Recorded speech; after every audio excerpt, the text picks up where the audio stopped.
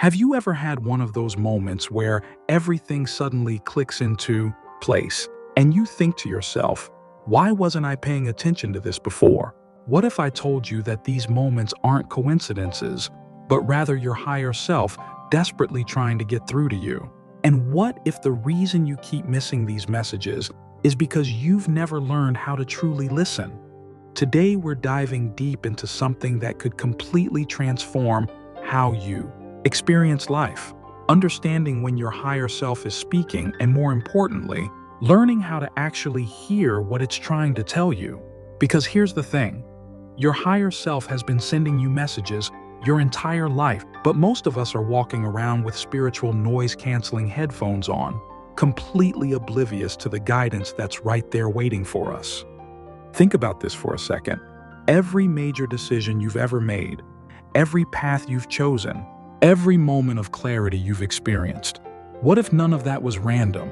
What if there's been this wise, knowing part of you that's been trying to guide you all along, but you've been too busy, too distracted, or too skeptical to notice? I want you to imagine for a moment that you have an internal GPS system that's been running in the background of your life. Sometimes the signal comes through crystal clear, but most of the time it's competing with static from your everyday thoughts, fears, and the constant noise of modern life. The question isn't whether this guidance exists, it's whether you've developed the skills to tune in and receive it clearly. What we're going to explore today isn't just theoretical spirituality or wishful thinking. This is about recognizing the very real ways your higher consciousness communicates with you every single day. And once you start paying attention, once you learn the language your soul speaks, everything changes. Decisions become clearer, life flows more naturally, and you stop feeling like you're stumbling through existence hoping for the best. So let's start with something that happens to every single person watching this video, yet most of us dismiss it entirely: the phenomenon of knowing without knowing. You know what I'm talking about. That moment when you meet someone new and instantly feel either drawn to them or get an uncomfortable feeling you can't explain. That split second when you're about to say yes to an opportunity, but something inside you whispers, wait. That inexplicable urge to take a different route home that later turns out to have avoided traffic or some other problem. We live in a culture that worships logic and rational thinking, which isn't necessarily bad, but it's created this massive blind spot. We've been taught that if we can't explain something logically, if we can't point to concrete evidence, then it must not be real or reliable. But what if this kind of thinking is actually cutting us off from our most sophisticated guidance system? Your higher self doesn't communicate through spreadsheets and pros and cons lists. It speaks through feelings, through sudden insights, through those moments of absolute knowing that seem to come from nowhere. It's the voice that cuts through all your mental chatter with startling clarity. It's the part of you that somehow knows things your conscious mind hasn't figured out yet. Here's what's fascinating. Science is actually starting to catch up with what spiritual traditions have known for thousands of years. Research in neuroscience shows that our brains process enormous amounts of information below the threshold of conscious awareness. We're constantly picking up on subtle cues, patterns, and connections that our rational mind can't quite grasp yet. What we call intuition might actually be this incredibly sophisticated information processing system, presenting its conclusions to our conscious awareness. But your higher self's communication goes beyond just processing information more efficiently. It's connected to something larger than your individual experience. It has access to a kind of knowing that transcends what your five senses can tell you about any given situation. This is why sometimes you'll get guidance that doesn't make logical sense in the moment, but proves to be exactly what you needed later on. Let me give you an example that might sound familiar. You're in a conversation with someone, and suddenly you have this clear sense that you should ask them a specific question or share a particular story. Your logical mind might think, that's random, or that doesn't fit with what we're talking about, but you follow the impulse anyway. And then it turns out that was exactly what they needed to hear in that moment. Or it opens up a conversation that leads somewhere meaningful neither of you expected. These aren't coincidences.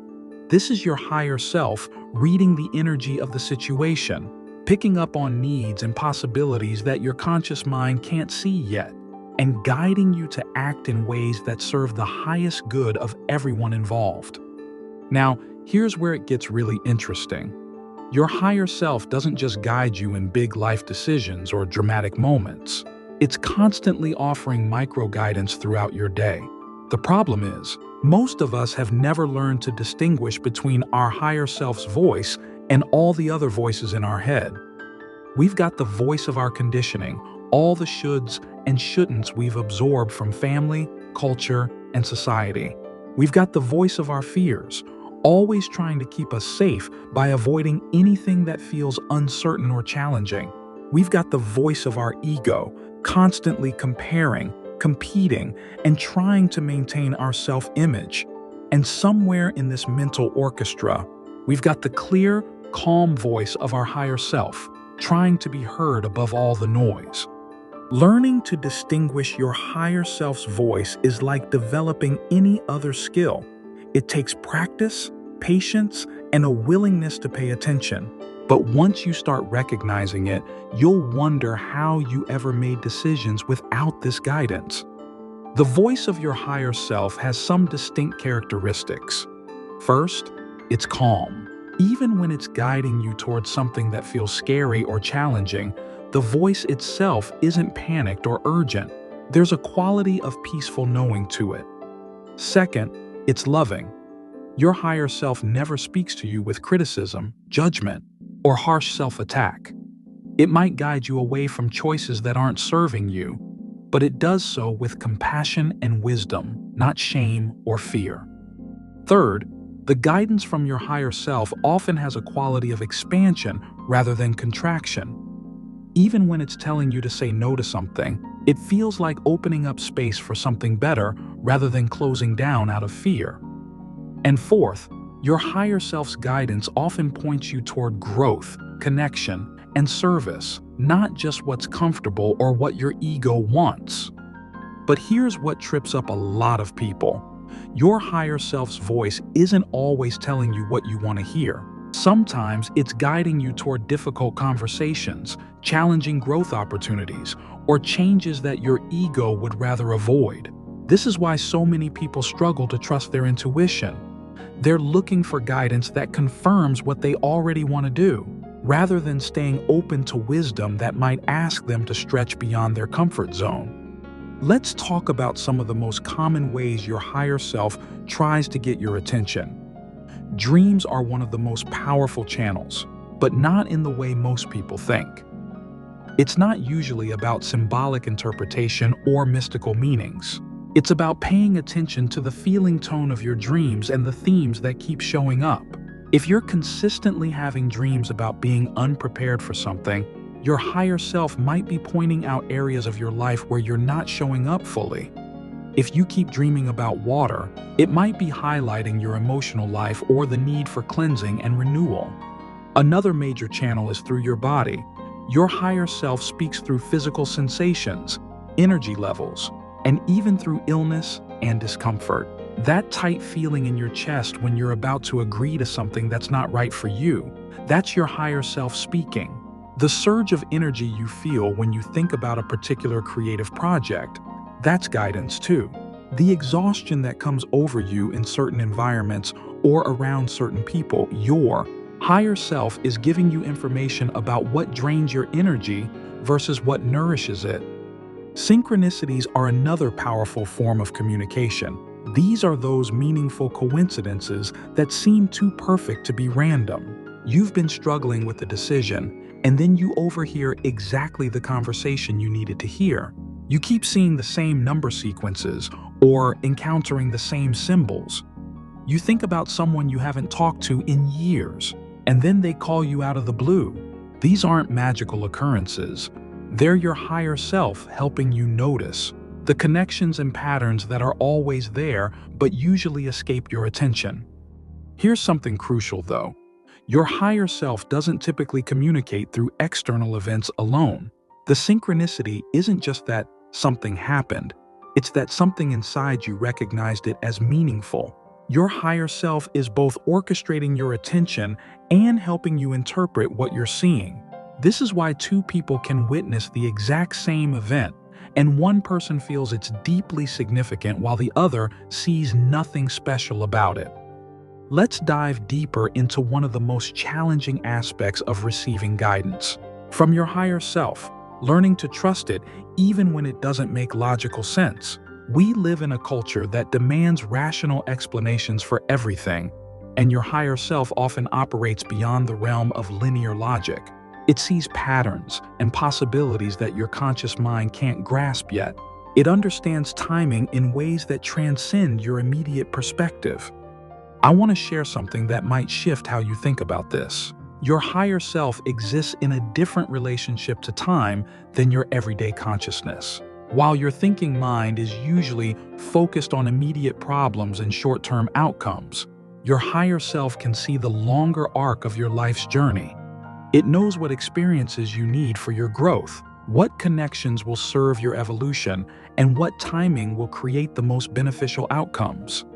This is why following your higher self's guidance sometimes means saying no to opportunities that look amazing on paper, or yes to paths that seem uncertain or risky. It's not that your higher self is trying to make your life difficult, it's guiding you toward what will ultimately serve your highest development and greatest contribution to the world. But here's where people often get stuck. They want guarantees. They want their higher self to show them exactly how everything is going to work out before they're willing to follow the guidance. And that's just not how it works. Your higher self offers guidance for the next step, not a complete roadmap. It's like driving at night with headlights. You can see far enough ahead to navigate safely, but you can't see your entire destination from the starting point. This brings us to one of the most important skills in developing a relationship with your higher self: learning to act on incomplete information. Not recklessly, not without consideration, but with a willingness to move forward when the next step feels right, even if you can't see where it's ultimately leading. There's something else that's absolutely crucial to understand. Your higher self isn't separate from you. It is you. It's not some external entity giving you advice. It's the wisest, most expanded version of your own consciousness. When you're receiving guidance, you're not channeling some outside force. You're accessing a deeper level of your own knowing. This is why developing a relationship with your higher self is really about developing a deeper relationship with yourself. It's about creating enough inner quiet to hear your own wisdom. It's about trusting yourself enough to act on your deepest knowing. It's about loving yourself enough to believe that you have access to the guidance you need. Many people struggle with this because they don't feel worthy of having such a direct connection to wisdom and guidance. They think that kind of spiritual access is reserved for special people, gurus, mystics, or those who've had dramatic spiritual experiences. But the truth is, every single person has this connection. The only difference is whether you've learned to recognize and trust it. Now, let's address one of the biggest obstacles people face when trying to connect with their higher self: the constant noise of mental chatter. We live in an age of unprecedented mental stimulation. Between social media, news, entertainment, work demands, and the general pace of modern life, most people's minds are in a constant state of activity. And in all that noise, the gentle voice of your higher self can easily get drowned out. This is why practices like meditation, spending time in nature, and creating regular periods of silence are so valuable. Not because they're necessarily spiritual practices, but because they create the space for you to hear your own inner wisdom. Your higher self is always speaking, but if you're never quiet enough to listen, you'll miss the guidance that's constantly available to you. But you don't need to become a meditation master or retreat to a mountaintop to start hearing this voice more clearly. You can begin by simply paying attention differently to what's already happening in your life. Notice the thoughts that come to you in the shower or while walking. Pay attention to your first instincts before your analytical mind kicks in. Observe how different choices make you feel in your body. Here's a practical exercise you can try right now. Think about a decision you're currently facing, big or small. Instead of immediately going to pros and cons lists or asking other people for their opinions, sit quietly for a moment and ask yourself, what does my deepest wisdom know about this? Then just listen. Don't force an answer. Don't analyze or judge what comes up. Just receive whatever insight emerges, even if it's subtle or doesn't make complete logical sense. You might be surprised by what you discover. The guidance is there, it's always been there, but you may not have learned to trust it yet. And trust is really the key to this whole process. Your higher self can offer you the most brilliant guidance in the world, but if you don't trust it enough to act on it, it can't help you create positive changes in your life. Building this trust is like building any relationship. It starts small and grows through experience. Maybe you begin by following your higher self's guidance on relatively minor decisions. Which route to take home from work, whether to go to that social event you're on the fence about, which book to read next. As you start acting on these smaller promptings and seeing how they work out, you build confidence in your ability to receive and follow inner guidance. Something beautiful happens as you develop this relationship. Life starts to feel less like you're pushing against resistance and more like you're flowing with a current that's carrying you toward your highest good. Decisions become clearer because you're not just thinking about them, you're feeling into what's most aligned. Relationships improve because you're showing up more authentically. Opportunities arise because you're more attuned to the subtle signals that indicate when something is meant for you. But let me be clear about something. Following your higher self's guidance doesn't mean your life becomes easy or free of challenges. What it means is that you're facing the right challenges, the ones that are actually serving your growth and evolution. You're no longer wasting energy on conflicts and struggles that aren't meant for you, and you're more equipped to handle the difficulties that are part of your authentic path. Your higher self might guide you into situations that stretch you, relationships that challenge you to grow, or creative projects that push you beyond your comfort zone. But there's a different quality to these challenges. They feel meaningful rather than random. They connect to your deeper purpose rather than just creating drama. And you have a sense of being supported through them rather than facing them alone. This brings us to something really important: your higher self's perspective on success and failure. From the limited view of your ego and everyday thinking mind, success is getting what you want and avoiding what you don't want. But your higher self has a much broader definition. To your higher self, success is growth, learning, authentic expression, and service to something larger than your individual desires. This is why sometimes your higher self will guide you toward experiences that your ego would consider failures. The relationship that ends, the business venture that doesn't work out, the career change that initially feels like a step backward. From your higher self's perspective, these might be exactly what you need to learn something crucial, develop a necessary skill, or clear the path for something even better that's coming. When you start seeing your life from this expanded perspective, even difficult experiences begin to make sense as part of a larger pattern of growth and evolution. You stop feeling like a victim of random circumstances and start recognizing yourself as an active participant in your own development. Now, let's talk about one of the most profound ways your higher self communicates with you: through your passions and creative inspirations. That project you can't stop thinking about, that cause that ignites something in you, that creative expression that wants to flow through you. These aren't just personal preferences.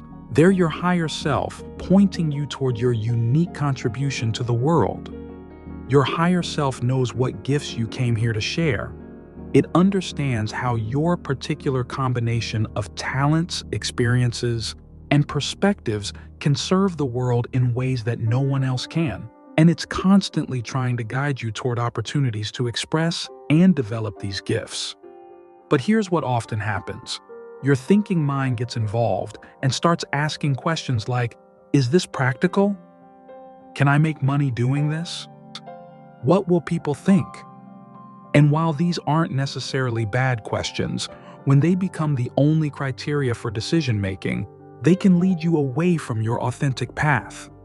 Your higher self is always balancing practical considerations with your deeper purpose. It won't guide you to ignore your responsibilities or act irresponsibly, but it also won't let you use practicality as an excuse to avoid your authentic expression. Sometimes it guides you to take small steps towards your passion while maintaining stability in other areas. Sometimes it creates circumstances that make a bigger leap not just possible, but necessary. The key is learning to have conversations between your practical mind and your higher wisdom, rather than letting one completely override the other. Your thinking mind might ask how, while your higher self knows what and why. Both perspectives are valuable, and the most effective decisions usually integrate both levels of knowing. As we near the end of our exploration today, I want to address something that stops many people from developing this relationship with their higher self: the fear of being seen as weird, impractical, or overly spiritual. We live in a culture that often mocks or dismisses inner knowing, intuition, and spiritual guidance. People worry that if they start talking about following their higher self, others will think they've lost touch with reality. But here's what I've observed. The people who are most critical of inner guidance are often the ones who are most disconnected from their own.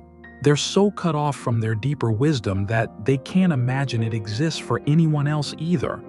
Meanwhile, some of the most successful, creative, and fulfilled people in any field will tell you that they've learned to trust their instincts, follow their passion, and listen to their inner voice. You don't need to announce to the world that you're following spiritual guidance. You don't need to change your vocabulary or adopt any particular belief system. You just need to start paying attention to your own inner wisdom and acting on it more consistently. The results will speak for themselves. Your higher self has been with you your entire life, patiently offering guidance, inspiration, and support. It's been speaking to you through your dreams, your intuitions, your passions, and your deepest knowing.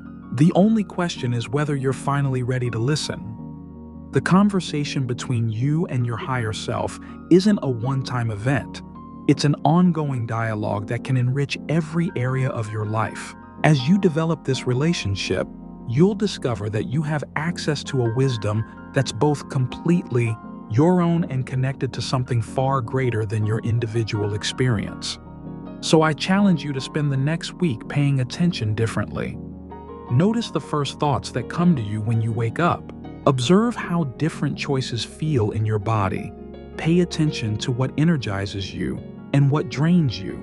Listen for that quiet voice of knowing that often gets overshadowed by louder, more urgent thoughts. Your higher self is speaking. The question is, are you ready to listen?